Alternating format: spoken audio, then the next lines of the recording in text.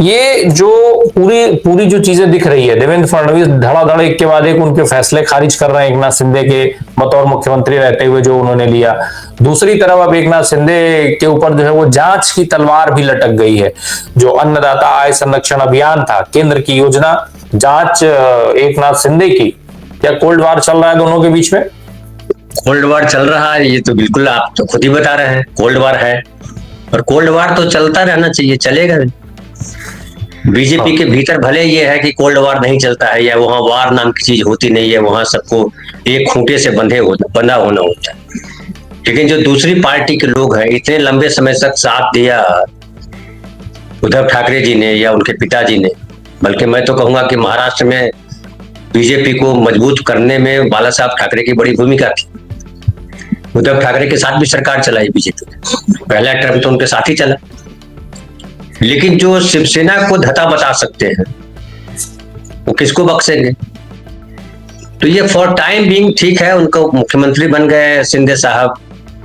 शिंदे साहब को हो सकता है और भी कुछ अभयदान मिले, लेकिन फाइनली जो है बीजेपी का बड़ा बढ़िया खेल है। और वो खेल है, या तो हमारे साथ रहो तो चुप रहो, और बोलोगे तो थूर देंगे। तो जो आपने कहा कि डिप्टी चीफ मिनिस्टर के नाते वो उन्होंने अपना शुरू किया, आपसे बात भी हुई थी, उस समय मैंने कहा था कि भाई हर किसी को अपने हिसाब से अपनी पार्टी को मजबूत करने का अधिकार है, या अपने मैसेज, अपने जो उनके समर्थक हैं उन तक मैसेज पहुंचाना है, अपनी पार्टी को मजबूत करना, उसके लिए करने का अधिकार है। सरकार खाली बीजेपी की सरकार तो है नहीं, ये सरकार में तो शामिल बीजेपी भी है, शिंदे भी हैं और अजित पवार भी है। तो तीनों अलग अलग पार्टी के हैं, तो तीनों अलग अलग पार्टी मजबूत करेंगे। सब मिलकर क्या चाहते हैं कि बीजेपी को मजबूत करें, अजित पवार भी बीजेपी के लिए करें और एकनाथ शिंदे भी बीजेपी के लिए करे, तो संभव नहीं है। ठीक वैसे ही बीजेपी इनको क्यों मजबूत होने दे, ये भी सवाल है कि बीजेपी इनको क्यों मजबूत हो, कल मजबूत होंगे पर कल ये भी आग दिखाएंगे। तो बीजेपी भी चाह रही है कि अपने अपने अपने तरीके से सरकार बनाए, सरकार पूरी तरह से बीजेपी की सरकार हो, ये उनकी लगातार कोशिश है। और बीजेपी सरकार बनाने के लिए जरूरी है कि अब शिवसेना, जो ताकतवर शिवसेना थी, उसको कमजोर कर दिया। अब उद्धव ठाकरे जब कमजोर होकर गिरे पड़े हैं, तो एकनाथ शिंदे जी की कितनी हैसियत है? कितने दिन तक वो जो है न विचारधारा है न कुछ और है, किस आधार पे लड़ाई लड़ेंगे? क्या उनका आधार है? शरद पवार जब कमजोर हो सकते हैं तो अजित पवार कहाँ है भाई? अजित पवार कमजोर नहीं कैसे होंगे? अजित पवार का क्या ये जो है विचारधारा उनकी क्या है? कैसे लड़ाई लड़ेंगे? क्या बीजेपी के साथ खड़े हैं अगर अभी? तो बीजेपी जो हिंदू राष्ट्र बनाना चाहती है, क्या अजित पवार भी हिंदू राष्ट्र बनाना चाहते हैं? शिंदे जी तो हिंदू राष्ट्र बनाना चाहते हैं, तो चलिए साथ है। तो जब बीजेपी भी हिंदू राष्ट्र बनाना चाहती है, शिंदे जी भी हिंदू राष्ट्र बनाना चाहते हैं, तो अलग पार्टी के हो, दोनों हिंदू राष्ट्र बनाने वाले एक हो जाएंगे। भाई शिवसेना अलग इसलिए थी कि शिवसेना मराठी फर्स्ट करना चाह रही थी, मराठियों के लिए लड़ाई लड़ रही थी शिवसेना, कि हमारे लिए मराठा सबसे इंपॉर्टेंट है, हिंदू तो बाद में आता है। अब कालांतर में ये अलग हो गया कि मराठा पीछे चला गया, हिंदू आगे हो गया। तो हिंदू आगे हो गया तो बीजेपी आगे हो गई। बीजेपी ने कहा कि हिंदू के तो शिखर पुरुष हम हैं, हिंदू धर्म के, तुम कहां बीच में हो, तुम कहां टेम्पो कर रहे हो? तो ये लड़ाई जो है वो सत्ता की लड़ाई है, खुद को मजबूत करने की लड़ाई है। जांच बात से कुछ होने वाला नहीं है। इतने सारे जांच क्या करेगा? जांच करके सबकी फाइलें हैं। अभी पवन खेड़ा ने क्या कहा कि हमारे पास भी उनकी फाइलें हैं, तो फाइलें सबके पास सबकी फाइलें हैं। लेकिन सवाल उठता है कि आम आदमी की फाइलें तो तुरंत खुल जाती है, हम पर आप पर किसी पे मुकदमा तुरंत हो जाएगा, पुलिस पकड़ के भी ले जाएगी जेल, पता नहीं कितने दिन के बाद जमानत होगी। इनका कुछ नहीं होता, ये वहां जेल में भी जाते हैं तो मजे करते रहते हैं, इनके सारे लोग बैठे रहते हैं। तो देश जो है वो बिल्कुल, जिसको कहिए कि एकदम ऐसे रास्ते से गुजर रहा है जिसके हर तरफ गंदगी भरी हुई है। आप ऐसे पानी में आपको डुबकी लगा रहा है जिसमें तमाम तरीके के बैक्टीरिया मिले हुए हैं, गंदगी भरी हुई है। लेकिन आपको नारा लगाना है, आपको ये भी हो सकता है दिखाना है कि देखिए पानी शुद्ध है, पी लेंगे, फिर उधर जाकर उल्टी कर देंगे, है ना? तो तमाम तरीके के ढोंग चल रहे हैं देश में, सब देश बचाने में लगे हुए हैं। ट्रंप जो है वो कह रहा है कि देश तुम्हारा जो है क्या अभी बताते हैं, किसी की हिम्मत नहीं है बोलने की। मोदी जी एक लाइन नहीं बोल पा रहे हैं कि ट्रंप जी क्या बकवास कर रहे हो यार आप। हम लोग बोल दे रहे हैं कि भैया ट्रंप जी बकवास कर रहे हो आप, हम लोग देश विरोधी लोग हैं। और ये जाकर के बोल रहे हैं वहां जो कौन बाबा झमरूलाल जो है उनके सभा में जाकर के बोल रहे हैं कि ये धीरेन्द्र शास्त्री, अच्छा धीरेन्द्र शास्त्री जी के यहाँ जाकर के बोल रहे हैं कि बाबा महान काम कर रहे हैं, और हिंदू पर्व त्योहारों के विरोधी लोग हैं, ढेर सारे नेता, बहुत कुछ नेता हैं, विदेशी ताकत है। अरे सब कार्रवाई कीजिए यार, सबको बंद कर दीजिए जेल में, खाली आप बाहर रहिए, बोले बाकी सबके लिए डिटेंशन सेंटर है, किसी को कोई लाभ नहीं देने के, कर दो। देशद्रोहियों को क्यों खुला छोड़ दिया है? धनंजय सर, एक और चीज क्या, ये खींचतान जो है कहीं ऐसी संभावनाओं को भी तो नहीं बढ़ा रही है, जो संभावना जो एक तरीके से दिख रहा है माहौल में, महाराष्ट्र के पॉलिटिक्स में, महाराष्ट्र की सियासत में। शरद पवार साहब प्रधानमंत्री जी के साथ पहुंचते हैं, उसके पहले शरद पवार साहब एकनाथ शिंदे की तारीफ करते हैं, उधर उद्धव ठाकरे गुट में अलग मारामारी चल रही है, वहां के बड़े नेता छोड़ करके भारतीय जनता पार्टी ज्वाइन कर रहे हैं, कुछ लोग शिंदे के संपर्क में पहले से हैं, ऐसा बार बार सुनने में आ रहा है। तो ये क्या एक अलग तरीके की वहां पे राजनीति चल रही है? सरकार में जो कोल्ड वार है वो तो है ही है, साथ में जैसा आप कह रहे थे कि अपनी पार्टी को मजबूत बनाना, तो उसके लिए जो कवायदें चल रही हैं वो भी इस तकरार की देन है।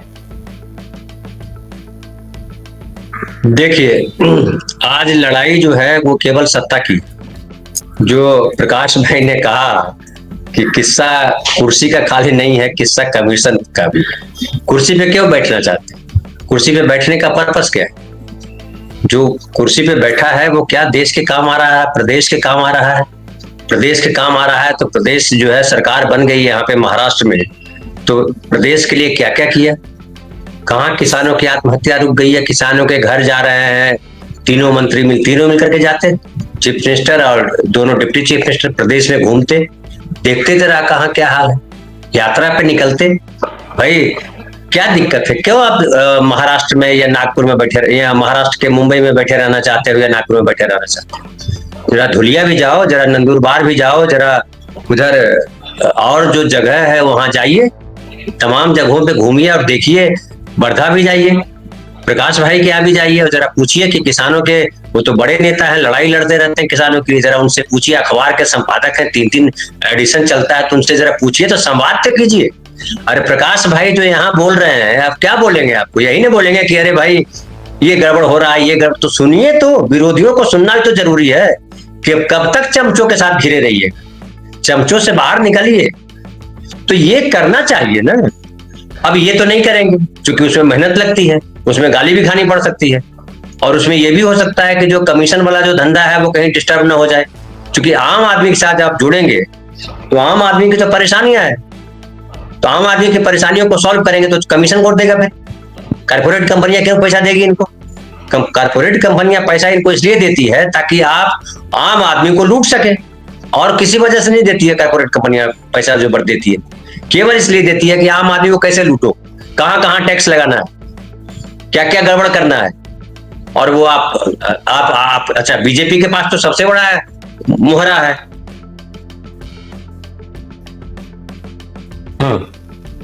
कि हिंदुओं फलाने के ढिकाने के कब्जे में था, अब उस कब्जे से आजाद हुआ है।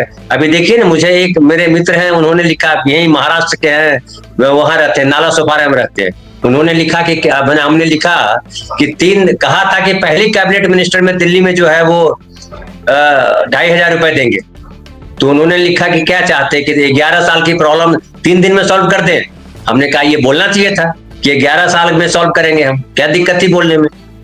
तो ये जो है झूठ बोलने का जो धंधा है इनका, उस पर लगाम लगाना जरूरी है। लेकिन क्या है कि एक बड़ा वर्ग है जो हिंदू राष्ट्र के नाम पर अंधा बना हुआ है, तो जब अंधा बना हुआ है तो वो चल रहा है, बाकी सब चूंकि सत्ता उनके हवाले है तो सत्ता में तंत्र उनके हवाले है, तंत्र के हिसाब से खेल कर रहे हैं। राहुल गांधी जो सवाल कर रहे हैं कि 39 लाख वोट कैसे बढ़ गए, कोई जवाब आया है? कोई जवाब नहीं है। तो अब ये सवाल खड़ा होता है कि ये जो सारा चल रहा है, जो नफेड का मामला है, सोयाबीन प्याज का मामला है, अब बता रहे हैं कि पहले 8 एजेंसियां थी नफेड के पास खरीदारी करने वाली, अब 44 एजेंसियां हो गई, और जो 44 एजेंसियां हुई है वो इनकी वजह से, इन्होंने साइन किया, इनके मंत्री थे अब्दुल सत्तार, वो इसके मिनिस्टर थे, उन्होंने किया। तो वो कह रहे हैं तो कमीशन लेके किया है। तो ये जो है अब्दुल सत्तार या शिंदे जो है वो कमीशन लेकर के कर रहे हैं, और ये जो है कमीशन दे के कर रहे हैं कि नहीं आप करिए, प्लीज मेरे लिए काम करिए, हमारा महाराष्ट्र कैसे आगे बढ़ेगा, ये चिंता लेके काम कर रहे हैं। भाई जब अनुभवी नहीं है, बोल रहा है कि जो पहले उस सोयाबीन और प्याज के धंधे में नहीं थे उनको शामिल कर दिया गया, एयरपोर्ट के धंधे में अडानी थे क्या? एयरपोर्ट, पोर्ट, ये सब में अडानी थे। वो साइलो बनाने वाली कंपनी में थे वो, तो क्यों दे दिया उनको? मोदी जी पहले प्रधानमंत्री थे क्या? क्यों उनको प्रधानमंत्री बना दिया? फडणवीस जी के पास मुख्यमंत्री बनने का पहले था, जब पहली बार मुख्यमंत्री बने थे 2000